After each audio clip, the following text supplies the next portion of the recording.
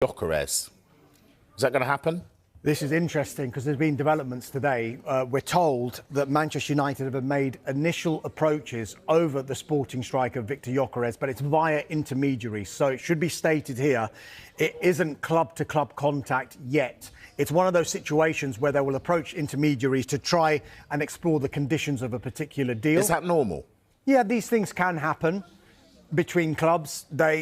If a player has been told, yes, we will allow you to leave provided the price is right, there's no point wasting time. It's almost the unwritten rule of, like, see if you can sort out a club and then the two clubs will come together and try and sort out a price. There's no point spending weeks and weeks, clubs trying to sort out a fee, finally getting it over the line and then say, come on then, oh no, I don't fancy going.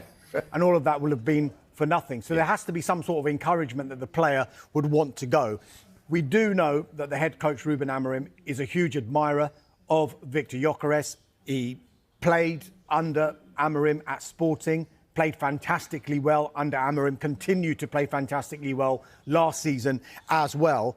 And it should also be said here that United are in the market for a striker regardless of what happens with Rasmus Højlund. We did tell you last week that there has been some interest, particularly from Italy, where his stock is still quite high because he came from Atalanta, was highly rated when United took a punt on him. Inter Milan, we think, are interested. They were just waiting for Christian Kivu to be appointed officially, and now they will make a decision on whether they want to pursue it or not. Rasmus Højlund, though, publicly at least, is saying, I've got a contract here for another few years. I'll be at Manchester United next season and I will be competing for my place next season. It should also be said here that United, yes, they are interested in Viktor Gyökeres, that is clear, but there are a number of other players in that position that they'll be looking at too. Are they still looking at Bryan Mbeumo from Brentford? 100%, yeah. Talks are ongoing between Manchester United and Brentford over the signing of Bryan Mbeumo. United, we think, will go back in with an improved offer for the forward after their first offer was rejected. That first offer was an initial £45 million plus £10 million in performance-related add-ons. So you're looking at a total package of £55 million. And I think United knew that would get rejected, but it's the start of a negotiation. What we do know is that Bryan Mbeumo wants to go to Manchester United. There's all this talk that's come up recently that with Thomas Frank potentially going to Tottenham, would he try and sign Bryan Mbeumo? He might try and do that, but as far as we're aware, we think that Mbeumo has chosen United. Dharmesh, we've been told, haven't we, there's doom and gloom financially at Manchester United. People have, sadly lost their roles and stuff. Where's the money coming from for these signings? Well, I mean, look, with regard to the Cunha signing and the Mbeumo signing, it's not Manchester United start a transfer window and they've got £0 to spend. They will have a budget, and I think that regardless of what happens with sales, those two kind of signings will fall within that budget. I think thereafter, then you might see a situation where Manchester United will have to maybe make sales to fund other signings. Now, if you look, interestingly, at the signings that they're trying to make at the moment, Mbeumo and Cunha's in already. You could argue that they would likely play in the number 10, one of the number 10 roles behind the striker. Now, if you look at the players that United have in their squad who could potentially play in that role, you're looking at the likes of Rashford, Sancho, Antony, Garnacho. They look like that they would be up for sale effectively for United. So I think United would prefer permanent sales of those players. If you look at their market value at the moment, they would probably get around upwards of 100 to 125 million pounds combined for those four players. But you can't rule out loan moves again for these players either, because some of them, particularly Rashford and Sancho, will be on high wages. And so would a club want to take on those high wages, or will they need the help of a club like United to be able to maybe just subsidise some of those wages as well? Another complicated summer for United then. Carvey, let's talk to United. Could Arsenal nip in and nick him? There have been lots of reports that there's a bit of a split at Arsenal in the sense that Andrea Berta, the new sporting director, may want Gyökeres, whereas Mikel Arteta is leaning more towards Šeško. I haven't seen with my own eyes a great deal of both of the players, but I think they're different types of strikers, and Gyökeres is just a goal machine. I mean, his record at Sporting is incredible, and in every big game he scores goals. Right. Title decider, he scores. Look at Cup these. final, he scores. Look at these stats, right? Now, we've been asking, window after window, are Arsenal going to sign a striker? And they've consistently said, we are waiting. We're not going to just buy anybody. We're going to wait for the right person. Look at those stats. Is Benjamin Šeško the right person for Arsenal? Explain. I mean, look, if you've got to compare the leagues they're playing in as well. Gyökeres, no doubt about it. I mean, that is a phenomenal record. 66 games and 68 goals with 17 assists compared to 64 games, 27 goals and 7 assists for Šeško. However, you've got to look at the age profile as well. And it won't just be black and white stats that Arsenal and other clubs will look at when they're trying to sign a player. So they might have a look at Šeško and think, you know what, we've seen enough for there to be such a high ceiling for this player.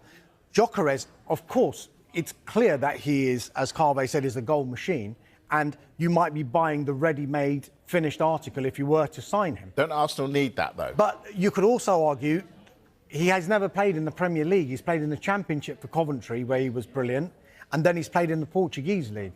So Šeško has gone to the Bundesliga, widely renowned as one of European football's top 5 leagues. So they might take that into account as well. But Arsenal might see his ceiling as being a lot higher than maybe Gyökeres, simply because, one, of how he's playing, but also because of his age profile as well. Yeah, I get that. Is there the possibility, though, Carve, that Arsenal might go for the younger man whose stats are clearly a lot worse than Gyökeres's and end up like Man United did by buying a striker on potential and not being the finished article? I mean, first of all, I'm not a great fan of stats. I think our stats man's gutted now. Glad we put that worked one hard up. on that. Glad we put that one up for you to think. I think one stat that's really important is age.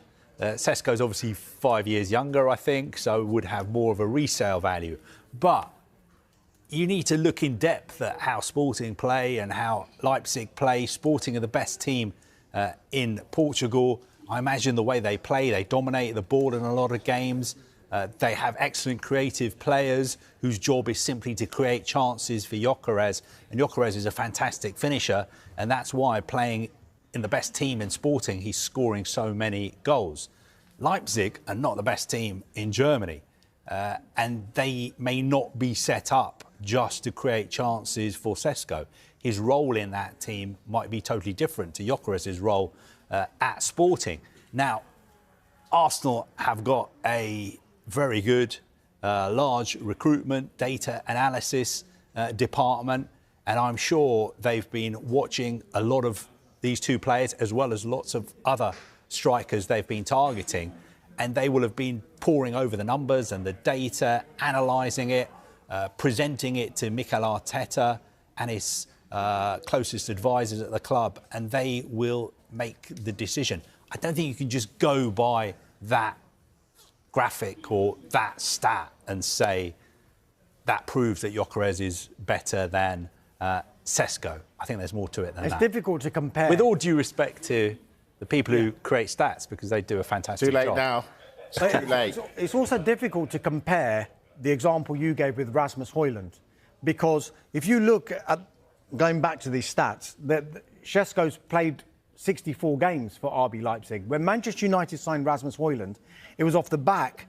Yes, he'd been at Copenhagen and Sturm Graz, but in one of European football's top leagues, Serie A, at Atlanta, he spent one season there, made 20 league starts. And off the back of that, United decided, right, we've seen enough for us to buy this player. But I think it's been widely thought that he should have been a player who could have learnt from an experienced striker. Instead, he's literally been thrown in and been asked to be Manchester United's main man. It's difficult enough being the number 9 at Manchester United at 20 years of age when he joined. How hard is that? Add to that, and I know I'm trying to defend Rasmus Højlund here, but add to that, the 2 pre-seasons, he didn't have a pre-season when he joined, and his second pre-season, he actually started on flames in that pre-season, and then he got a really bad hamstring injury and missed the start of last season. He was actually on flames. Some say, yeah. Fair enough. Yeah. All right. So it's difficult to compare. Yeah, no, I get it. The fact that Rasmus and Benjamin Šeško, because I think Šeško probably at this stage of his career is further in his development than Rasmus Højlund was when he joined Manchester United. And you were saying, like, if Rasmus Højlund was playing for Sporting last season, he probably would have scored 25, 30 goals. You might well have I done. don't know. You know the stats. But do we believe Arsenal, though, when they say we've been holding out for our main target, we know who we want, and that is Benjamin Šeško? Did they really hold out for Benjamin Šeško looking at those stats? We said, didn't we, in January, that they were trying to do a deal for Šeško, but at that time, it was difficult because Leipzig was still going quite well involved in a number of competitions, and they were trying to get into the Champions League for next season. They probably thought we've got more of a chance if Benjamin Šeško's at the club. And the amount of money that Arsenal would have had to have spent in January compared to trying to do a deal in the summer, we've explained this all the time when we speak in a January transfer window, why clubs sometimes are quite reticent to do a deal, because the price automatically goes up in a January transfer window, it feels. But when you take a step back in the summer, it's actually quite easier to do a deal than it is in the middle of a season. Tell us